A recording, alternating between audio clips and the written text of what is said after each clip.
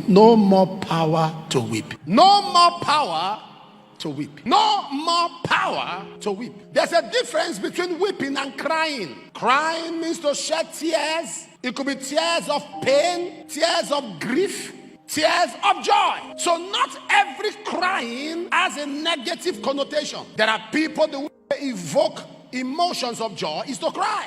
So you can't really say somebody is upset or feeling bad when they are crying. There are some people that cry over everything. They cry. If they wake up, they cry. To bed, they cry. They watch a movie, they cry. There are people that love to cry. Everything makes them cry. So not all tears connotes pain. But when it comes to weeping, no act of weeping is positive. Weeping is shedding tears of grief permanently. Weeping is a repetition of painful tears. Weeping is a repetition of painful tears of agony, wailing, and disdain. Ladies and gentlemen, I want you to listen to me very well this morning. The Bible says that these people had something that happened to them, and they wept and wept and wept. The Bible didn't say they stopped weeping. It said they wept till they had no more power to weep. There are some people today, no matter what happens to them, you don't see one tear in their eye. Not because they are not feeling pain. They are tired of weeping. There are people today who have come to a point in their life when people feel they are not human. Nothing shocks them. Nothing moves them. Nothing evokes that painful emotion. Because they have seen it over time. They've cried over their marriage. They've cried over their business. They've cried over their finances. They've cried over their children. They've cried over their job. The state they are in now, they have no more power to weep.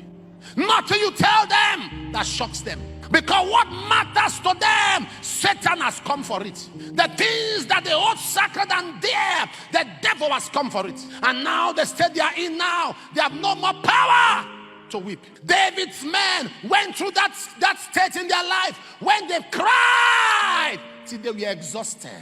They cried. They saw pain. They saw the heights of pain. No more power.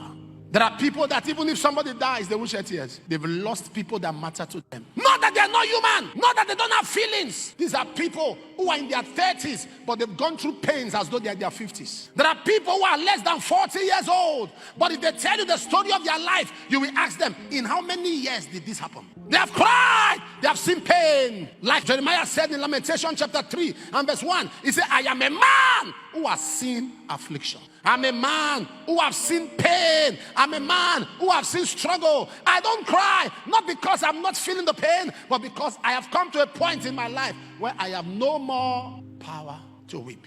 There are people that things happen and they smile. You think they're smiling is because they feel excited over what has happened to them. It's because they have come to a point where nothing surprises them anymore. Rejection doesn't surprise them. Anguish doesn't surprise them. Because their life is defined with pain. There is no time they have had a rest. When the thing is about getting better, it gets horrible. There are people that have seen things in their life, as it were, it's like they have now become immune to pain. They are not immune to pain, but because they have seen so much troubles, so much disappointment, so much failure, so much rejection in such a short time, that at this point of their life, they are tired of crying. They are tired of crying. They have wept so much, they have no more strength to weep.